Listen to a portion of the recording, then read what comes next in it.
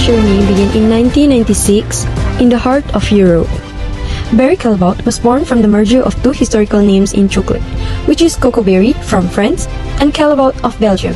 Together, they brought more than a century of expertise, innovations, and craftsmanship.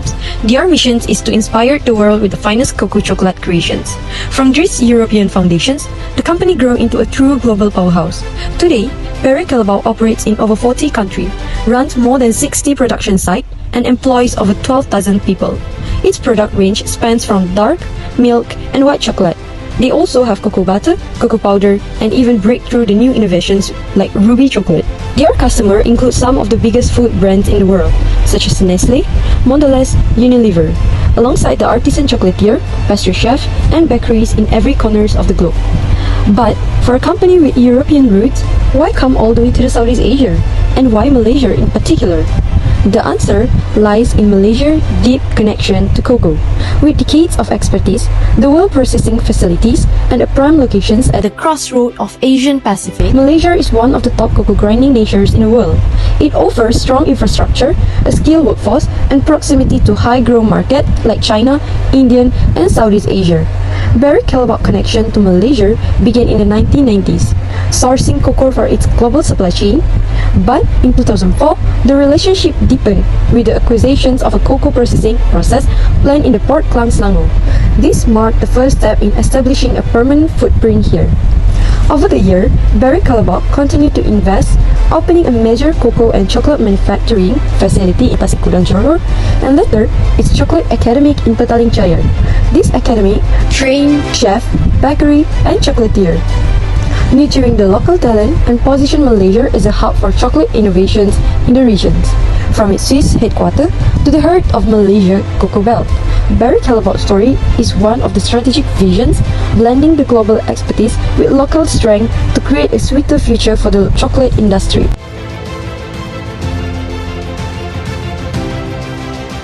Barry Callebaut entered Malaysia in 2008 with the strategic acquisition of 60% of KLK Cocoa Products, one of Malaysia's leading cocoa processors.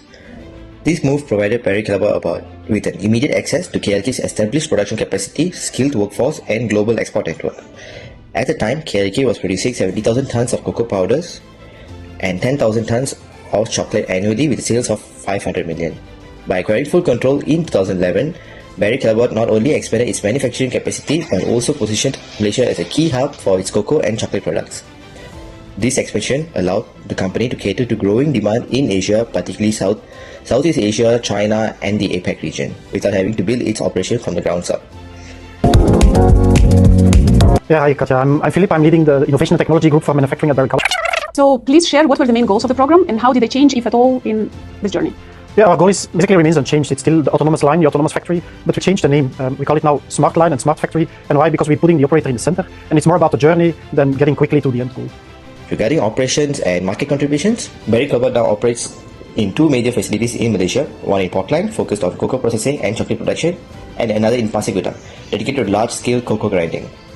These two facilities have made Malaysia one of the top 4 countries in the world for cocoa grinding. Barry Callebaut's investment in local infrastructure and technology have played a major role in increasing production capacity, meeting the growing global demand for cocoa. The company directly employs over 600 people at its Malaysian factories, with an additional 100 staff at its Asia Pacific Business Excellence Center in Petaling Jaya. As a result of these operations, Malaysia's cocoa and chocolate export earnings grew by 47% from 8.2 billion in 2023 to 12.09 billion in 2024, with Barry Callebaut playing a key role with this impressive growth. Regarding Barry Callebaut's financial growth, the diagram above displays the increase in Barry Callebaut's revenue in Malaysia over the years. It's very clear that they had a very clear upward trajectory, and the line chart visuals the company's revenue growth, driven by strategic expansion, acquisition, and increased market demand in the APAC region.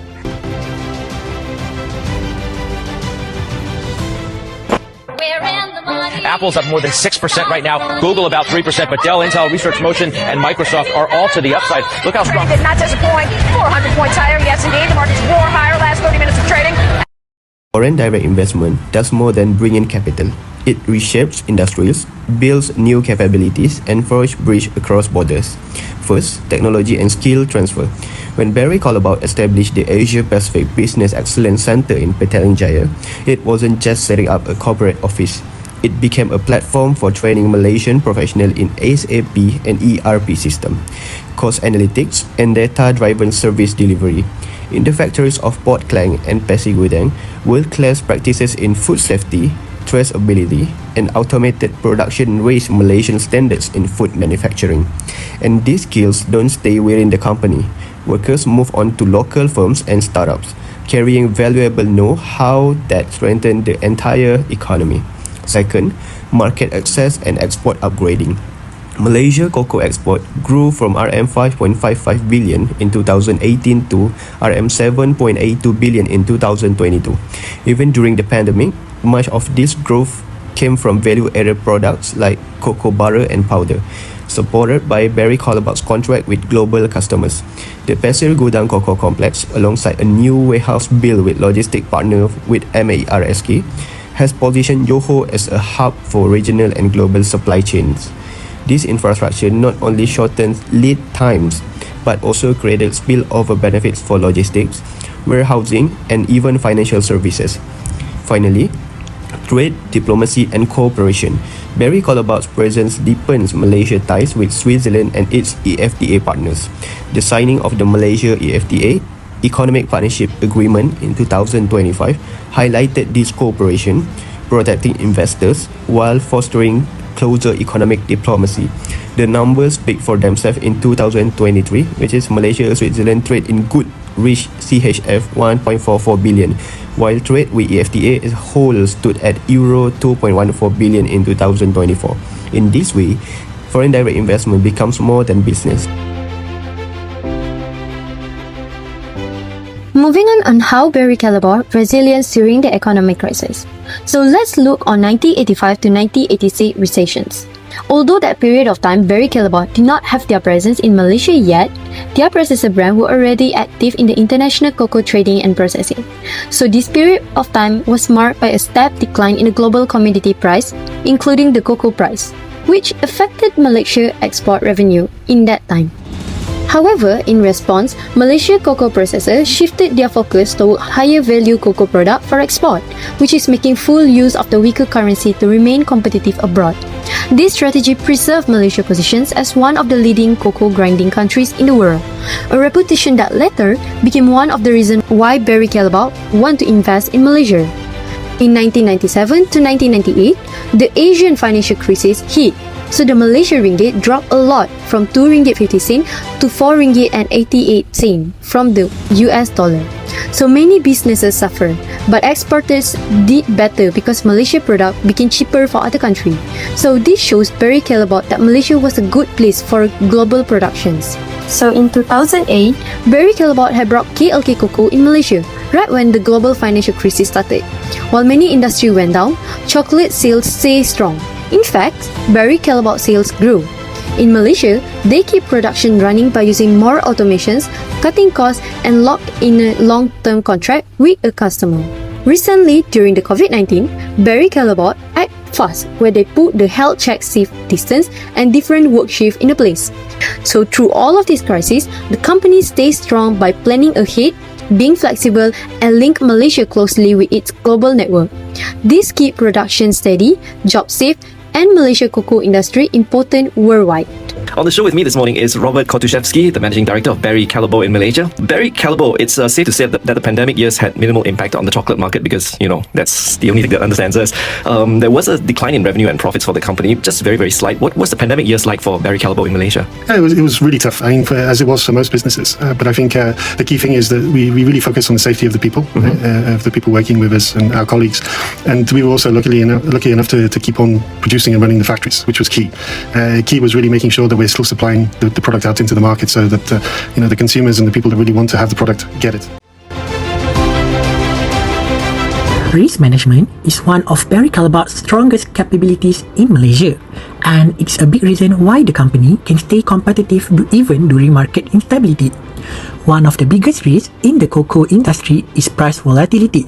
Figure 9 shows how cocoa prices climbed above USD 3,000 per ton between the year of 2023 and 2025. For many companies, that will mean higher production costs and can squeeze profit margins. But Barry Callebaut avoid this by signing long-term contracts with suppliers when prices are still stable. This locks in costs and shields the company from sudden spikes. Another major risk is over-reliance on a single source of cocoa. The company addresses this through diversified sourcing as shown in figure 10 by buying from West Africa, Latin America and Asia. This way, political issues or poor harvest in one region don't halt the production of the cocoa. Operational risks are handled through an integrated supply chain, as we can see in figure 11. This allows Barry Callebaut to adjust production schedules quickly and reroute shipments when necessary. On the financial side, figure 12 shows that revenue rose to 12.2% year-on-year, despite market fluctuations that has been faced by many companies. So it proved that the tools like hedging and forward contracts that Barry Callebaut used to protect the company's income. The long-term impacts of Barry Callebaut's resilience strategies are clear, and they ensure Malaysia remains as a strategic hub for the company. First, Malaysia is now firmly established as a Barry Callebaut's Asia-Pacific hub. This means products made here are shipped to multiple regional markets more faster and at lower cost, and supported by trade agreements that reduce the barrier. Second, the company has a more reliable cocoa supply than many competitors. Figure 13 shows how global supply dropped. Côte d'Ivoire down to 6%, while Ghana down to 34%. And yet, Barry Callebaut maintained output thanks to its multi-origin sourcing strategy. Third, export reliability has improved the infrastructure upgrades.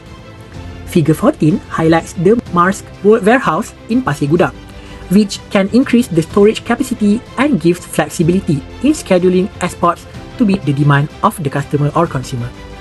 Finally, profitability remains strong even during inflationary pressures. Figure 15 shows export revenue rising to 22.6%, which demonstrates that the company's Malaysian operations are not just surviving, but they are thriving in the long terms of the market. Globalization is about the way countries are connected to trade, investment and technology. For Barry Callebaut in Malaysia, it has created opportunities like access to bigger markets, a wider choice of suppliers and advanced production technology.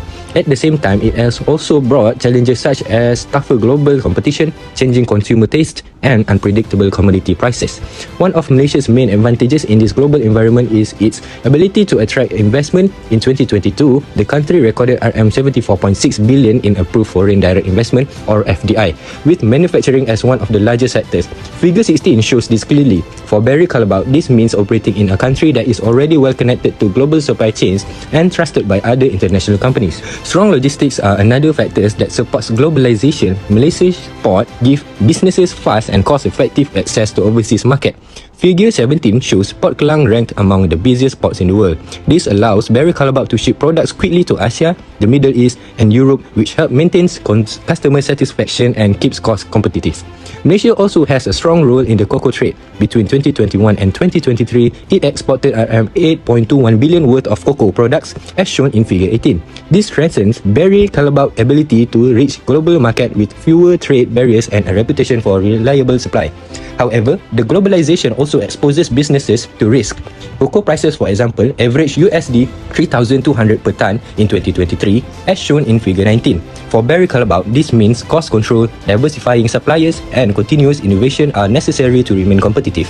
Overall, globalization has allowed Barry Callebaut to grow and expand its reach from Malaysia, but it also requires the company to stay agile and prepared for rapid changes in the global market.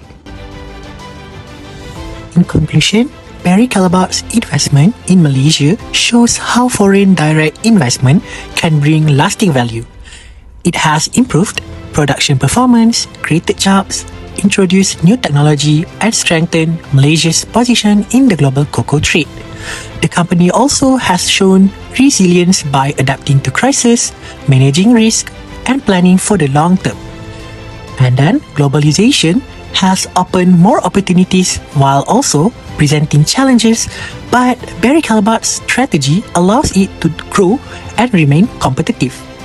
This case study proves that FDI, when managed well, benefits not only the investor itself but also the host country and the whole global market.